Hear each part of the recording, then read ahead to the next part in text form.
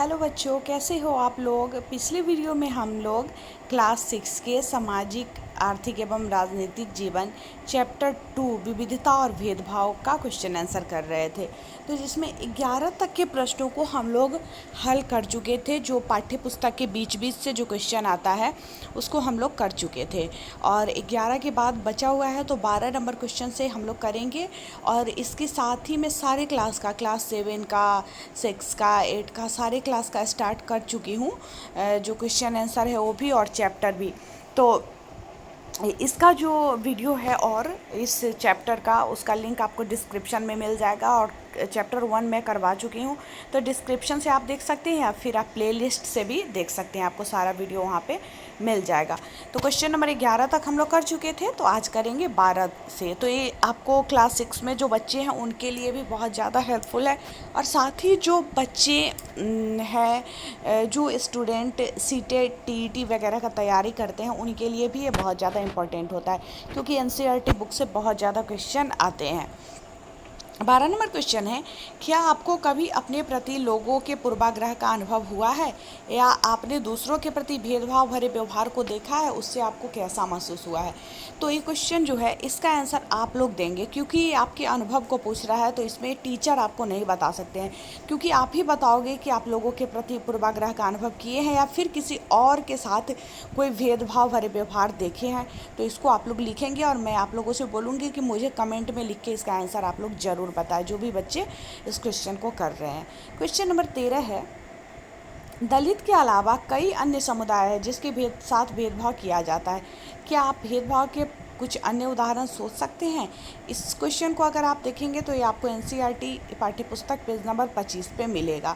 तो दलित के अलावा कई समुदाय हैं जिसके साथ भेदभाव किया जाता है, जैसे धार्मिक अल्पसंख्यकों के आधार पर भेदभाव, जैसे जिस धर्म के मानने वाले लोग बहुत कम संख्या में हैं तो उनके साथ भेदभाव, या भाषा बोलने वाले भाषाई अल्पसंख्यक जो है, जिस भाषा के बहुत कम लोग हैं बोलने वाले, तो उसके आधार पर भेदभाव। समाज में स्त्री पुरुष के आधार पर भेदभाव होता है, लिंग के आधार पर, शारीरिक और मानसिक रूप से कमज़ोर व्यक्ति के साथ भेदभाव होता है, गरीबी तथा आर्थिक रूप से कमज़ोर समुदाय के साथ भेदभाव होता है। तो इस तरह के भेदभाव हमें अपने समाज में हमेशा देखने को मिलते हैं, दलित के अलावा जो और भेदभाव होते हैं सो। ठीक है।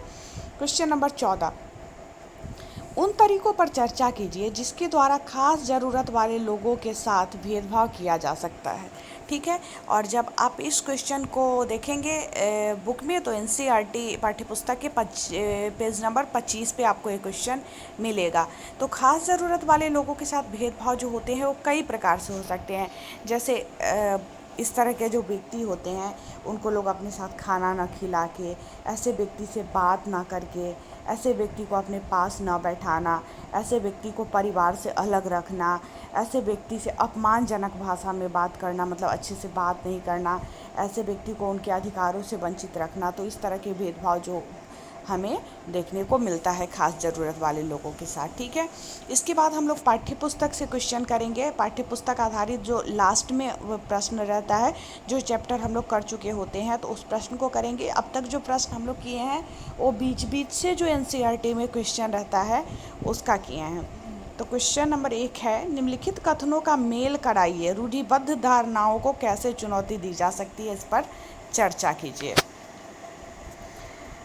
क है, दो डॉक्टर खाना खाने बैठे थे और उनमें से एक ने मोबाइल पर फ़ोन करके, ठीक है, फ़ोन करके इसको किससे मैच कराएंगे, अपनी बेटी से बात की जो उसी समय स्कूल से लौटी थी। तो इससे मैच हो रहा है।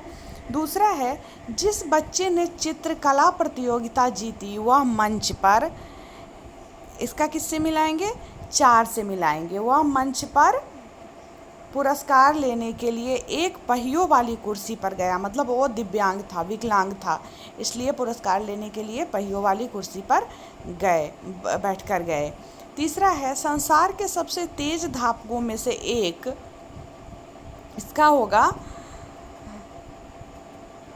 इसका संसार के सबसे तेज़ धावकों में से एक दमा का पुराना मरीज है, मतलब बहुत तेज़ उसका सांस जो है वो फूलते रहता है। इसके बाद है, वह बहुत अमीर नहीं थी लेकिन उसका एक अंतरिक्ष यात्री बनने का सपना अंततः पूरा हो गया। तो इससे हम लोग इसका मिलान कर दिए। नेक्स्ट है क्वेश्चन नंबर 2, लड़कियां माँ बाप के लिए बोझ हैं। ठीक है, लड़कियां माँ बाप के लिए बोझ है, यह रूढ़िबद्ध धारणा एक लड़की के जीवन को किस तरह प्रभावित करती है, उसके अलग अलग 5 प्रभावों का उल्लेख कीजिए। जनरली हमारे समाज में लड़कियों को बोझ समझा जाता है, इसलिए क्योंकि लड़कियों के बारे में सोचा जाता है कि लड़की को पढ़ाएंगे लिखाएंगे, फिर शादी, जो दहेज रूपी को प्रथा है हमारे समाज में, दहेज देके फिर उसको शादी कर देना है और दूसरे घर चली जाएगी। तो इस वजह से जो लड़की को माँ बाप बोझ समझने लगते हैं, तो इससे उसके जीवन पे क्या प्रभाव पड़ता है। जब रूढ़िबद्ध लोग यह सोचते हैं कि लड़कियां माँ बाप के लिए बोझ है, यह धारणा निम्नलिखित प्रकार से एक लड़की के जीवन को प्रभावित करती है। लड़की अपने आप को परिवार पर बोझ समझने लगती है, जिससे वह हमेशा परेशान रहती है। लड़की को परिवार में उचित प्यार तथा स्नेह नहीं मिलता है। लड़की के पालन पोषण तथा खाने पीने पर उचित ध्यान नहीं दिया जाता है। जनरली आपको देखने को मिलेगा समाज में खान पान की जगह पे भी मतलब बेटे को जिस तरह से समझा जाता है, सभी नहीं ऐसा करते हैं, बट कुछ लोग जो रूढ़िबद्ध धारणा के हैं वो इस तरह से करते हैं। लड़कियों के शिक्षा पर अधिक ध्यान नहीं दिया जाता, लड़कियों के बीमार होने पर उचित इलाज नहीं करवाया जाता। तो इस सब तरह की चीज़ें जो है समाज में देखने को हमेशा मिलती है। थर्ड क्वेश्चन है, भारत के का संविधान समानता के बारे में क्या कहता है। आपको यह क्यों लगता है कि सभी लोगों में समानता होना जरूरी है। तो भारत का संविधान समानता के बारे में कहता है कि प्रत्येक व्यक्ति को समान अधिकार और समान अवसर प्राप्त है। लोग अपनी पसंद का काम चुनने के लिए स्वतंत्र है। सरकारी नौकरी में सभी लोगों के लिए समान अवसर उपलब्ध है। लोगों को अपने धर्म का पालन करने, अपनी भाषा बोलने, अपने त्यौहार मनाने और अभिव्यक्ति की पूर्ण स्वतंत्रता है। सरकार सभी धर्मों को बराबर महत्व तथा सम्मान प्रदान करेगी। ठीक है, तो ये सब संविधान में समानता के बारे में कहा गया है। फिर नेक्स्ट है क्वेश्चन नंबर 4, जो लास्ट क्वेश्चन है। क्वेश्चन नंबर 4 जो है, कई बार लोग हमारी उपस्थिति में ही पूर्वाग्रह से भरा आचरण करते हैं। ऐसे में अक्सर हमें कोई विरोध करने की स्थिति में नहीं रहते, क्योंकि मुंह पर तुरंत कहना मुश्किल जान पड़ता है। अपनी कक्षा में 2 समूहों में बांटिए और प्रत्येक समूह इस पर चर्चा करे कि दी गई परिस्थिति में वो क्या करेंगे। क है, गरीब होने के कारण एक सहपाठी को उसका दोस्त चिढ़ा रहा है। आप अपने परिवार के साथ टीवी देख रहे हैं और उसमें से कोई सदस्य किसी खास धार्मिक समुदाय पर पूर्वाग्रहग्रस्त टिप्पणी करता है। आपकी कक्षा में बच्चे एक गरीब लड़की के साथ मिलकर खाना खाने से इनकार कर देते हैं, क्योंकि वो सोचते हैं कि वह गंदी है। किसी समुदाय में खास आचरण का मजाक उड़ाते हुए कोई आपको चुटकुला सुनाता है। लड़के लड़कियों पर टिप्पणी कर रहे हैं और लड़कियां उनकी तरह नहीं खेल सकती। उपर्युक्त परिस्थितियों में विभिन्न समूहों ने कैसा बर्ताव करने की बात की है, इस पर कक्षा में चर्चा कीजिए। साथ ही इन मुद्दों को उठाते समय कक्षा में कौन कौन सी समस्या आ सकती है, इस पर बातचीत है। तो जितना भी हम लोग ऊपर देखे हैं जो क्वेश्चन, उसमें सभी स्थितियों में पूर्वाग्रह जो समानता के व्यवहार के विरुद्ध है। तो इसके लिए कक्षा को 2 समूह में सबसे पहले बांटना होगा, जैसा कि क्वेश्चन में भी कहा गया है। तो 2 समूह में बांटना होगा और जितनी भी पूर्वाग्रह वाली बातें हैं ऊपर, उस पर मतलब बच्चे अपनी अपनी प्रतिक्रिया देंगे और अपना अपना उत्तर लिखेंगे। तो जो भी बच्चे इस वीडियो को देख रहे हैं, तो इसका उत्तर आप कमेंट में ज़रूर लिखेंगे कि अगर आपके साथ ऐसा होता है तो वैसे में मतलब आपको कैसा फील होगा और आप उस परिस्थिति में क्या करेंगे। अगर कोई दोस्त आपको गरीब होने के कारण कोई सहपाठी आपको चिढ़ा रहा है, तो आप उस स्थिति में क्या करेंगे। तो इसका आंसर आप ही बता सकते हो, क्योंकि ये क्वेश्चन बच्चों के लिए ही है। तो अपने अनुभव के आधार पे इसको बताना है।